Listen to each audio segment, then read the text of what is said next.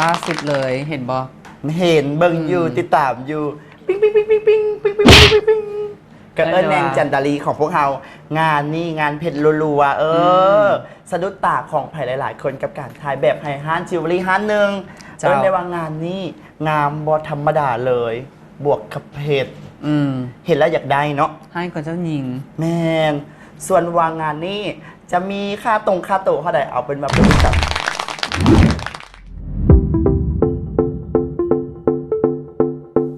งามสง่าดังเจ้าหญิงแท้ๆสำหรับนางเอกสาวหนิงแดงจันดาลีสิภาไซ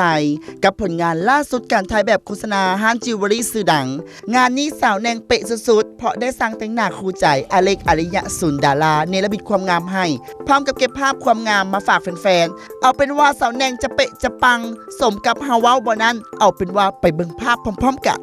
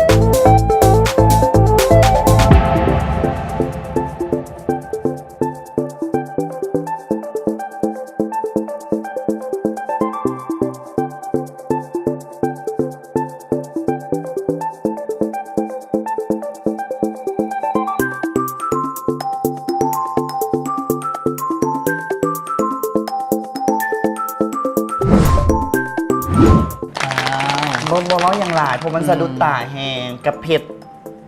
ขนาดนี้เป็นเบื้องหลังซื้อได้แมนในว่าอเล็กแต่งให้งานนี่นะน้องทรายสุดเลิฟแต่งให้ก็เลยแบบไบขึ้นมาทันทีเลยมือหนึ่งของเมืองลาวปัวให้ก็เลยแบบงามเลยเนาะปกติแนงนี่ก็งามอยู่แล้ว